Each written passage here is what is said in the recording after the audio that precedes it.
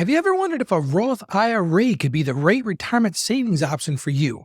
What exactly is a Roth IRA? How does it work? And who benefits the most from this kind of account? That's what we're talking about on the show today, so you don't want to miss it. Welcome to the Ask Ralph podcast. We're listening to an experienced financial professional with over 30 years of experience can help you make sense of confusing questions, current headlines, and industry trends about taxes, small business, financial decision-making, investment strategies, and even the art of proper budgeting. Ask Ralph makes the complex simple by sharing his real-world knowledge from a Christian perspective with all things financial. Now here's your host, Ralph Estep Jr. Welcome to our Tax Talk Thursday show. I'm so glad you chose to join us. I just want to thank you for listening and supporting the program. As normal, I'm coming to you from the Estep Farm in the beautiful Saju Accounting Studio. Let me put on my podcaster hat and put down the overalls, and let's move that adding machine to the side, and let's get some financial wisdom from a Christian perspective. Today, we're going to explore what Roth IRAs are all about, the pros, the cons, and whether it aligns with the biblical financial principles. Get ready to gain some excellent clarity. Don't forget to subscribe to the show and join our email list. You do that at AskRalphPodcast.com. You don't want to miss tomorrow's show. For Financial Friday, we're going to discuss long-term care insurance and why you might want to consider adding this valuable benefit. We're going to discuss the pros and cons and even get into some specifics about the cost of this valuable insurance. Let's get into the Word of God as we start today. It comes from Proverbs chapter 21, verse 5, and it says this: "The plans of the diligent lead to profit, as surely as haste leads to poverty." It's a powerful message. When it comes to retirement savings, we want to follow wisdom. Planning prudently and storing up resources for the future is so vitally important. And one potential vehicle for investing in our later years is the Roth IRA. So that's exactly what we're going to talk about today. Whether you're nearing retirement age or just starting out building your career, you'll get tangible takeaways today on leveraging these Roth IRAs. So let's start with a basic question, and that is, Ralph, what is a Roth IRA? A Roth IRA is a special retirement investment account that offers some unique tax benefits. Unlike a traditional IRA, you contribute after-tax dollars to your Roth account. This means you already paid income tax on the money before putting it into your Roth IRA. A little known fact is that Delaware's own former senator is the namesake of the Roth IRA. His name was William Roth, and I had the occasion of meeting him several times here in my home state of Delaware. As an aside, he was known for bringing his loyal St. Bernard dog on the campaign trail with him. So let's get back to the details. The key advantage comes down the road. Your money grows tax-free over time, and withdrawals in retirement are tax-free. That's the key. This can lead to huge savings compared to taxable investment options. Pretty sweet perk, I would say. Now, Roth IRAs do have income limits, so they're best suited for those currently in lower tax brackets, but expect that to change later on. We'll break down those specifics later in the show. First, let's quickly compare how Roth IRAs differ from those traditional IRAs. Traditional IRAs give you an upfront tax break. Contributions reduce your taxable income for that year, but withdrawals are taxed at your future income rate. So when you're going to take that money out, yes, you got the benefit from that deduction when you put it in, but it's going to be taxed as income when you go to take that out. So if the tax rates go up, it might not be a good situation. Roth IRAs don't lower your current taxes, but all future growth and withdrawals are completely tax-free if you follow the rules. The benefit really depends on whether you think you'll be in a higher or lower tax bracket in the future. And listen, folks, this ties neatly into our biblical view on money and resource stewardship. So let's talk about the biblical perspective on Roth IRAs. A key theme we see in Scripture is the call to plan ahead wisely and store up resources for the road ahead rather than indulging in everything now. And I know that's tough, but you're putting away for tomorrow by sacrificing today. So for example, Proverbs chapter 21 verse 20 says, "The wise store up choice food and olive oil, but fools gulp theirs down." Proverbs chapter 6 verses 6 through 8 say, "Go to the ant, you sluggard.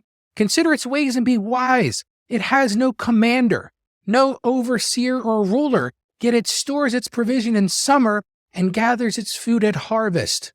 Roth IRAs align very well with this forward-thinking approach. Sacrificing some spending now to fund a Roth IRA leads to a nice nest egg later without the burden of taxes.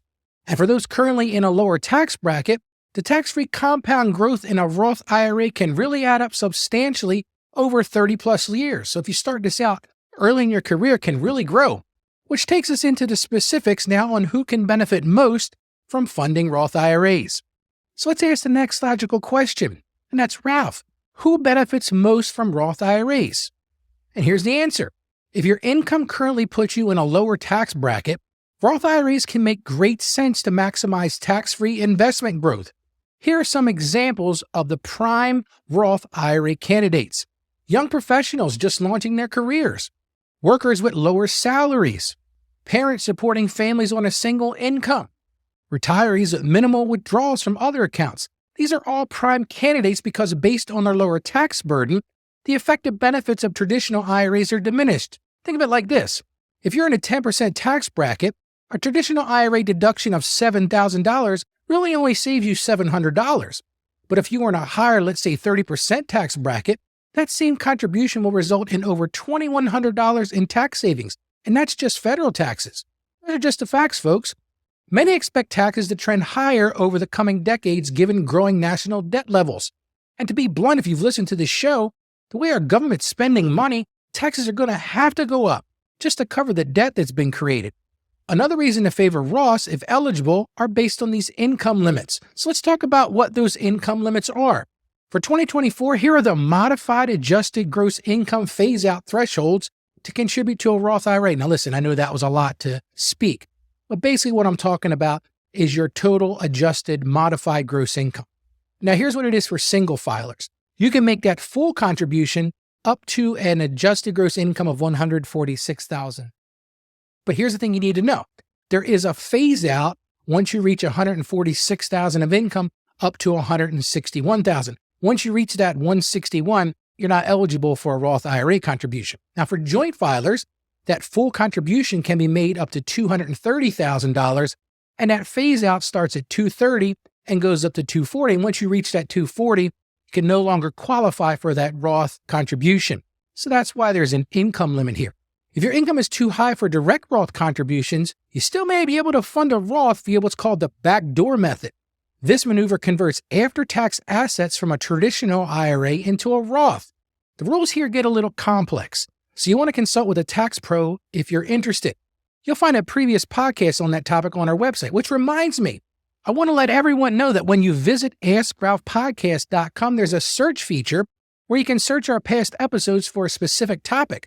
We now have over 400 episodes in the catalog, so make sure you check that out and revisit some of our past episodes. It's really simple. Just go to our website and click on the little magnifying glass icon, and a search window will pop up, and you could just type the topic in there. So let's discuss the maximum annual Roth IRA contributions. So assuming you meet the income limits, we talked about those a few minutes ago, here are the current Roth IRA contribution limits. The maximum contribution for those who are under age 50 is $7,000. Now, if you're over age 50, you can do that catch-up contribution, which is a total of $8,000. It's generally best to aim to fully fund your annual Roth allowance each year if possible. Even setting aside just $100 or $200 a month can really add up over 30 plus years given the tax-free compound growth of it. You start off small, but it grows. So let's talk about where to open a Roth IRA account. I get that question sometimes. You've got a lot of choices on where to establish a Roth IRA account, from full-service brokerages to online discount platforms. I personally use and recommend your local credit union for their combination of low fees, great service, and easy-to-use website and mobile apps. Other top providers include Vanguard, Charles Schwab, or TD Ameritrade. All offer $0 minimums to open a Roth IRA with a diverse selection of no-fee mutual funds and ETFs to invest in. I don't give investment advice, but these people will help you. It only takes about 15 minutes to open an account online and start funding your tax-free future today with that Roth. Now let's chat about the downside to Roth IRAs. As with anything, there are good things and bad things. I'm a huge fan of Roth IRAs for the most part, but I want to share a few potential downsides to consider as well. Contributions are not tax deductible, like we talked about a traditional IRA. No tax benefit today. So if you're in the middle to upper middle class, your tax brackets, there may be a reason not to fund a Roth IRA until you've maxed out your other pre-tax options. Yes, you may be able to fund both with some limitations. You must wait until age 59 and a half for tax-free withdrawals. Now, there are some exceptions that apply to that. Income limits, as we discussed, may restrict higher earners from contributing, but for the most part, tax-free growth and withdrawals in retirement make Roth IRAs very appealing retirement savings vehicles. So let me give you some action steps. I always try to bring you actionable items. If your income permits, I strongly encourage you to start building some retirement funds in a Roth IRA this year.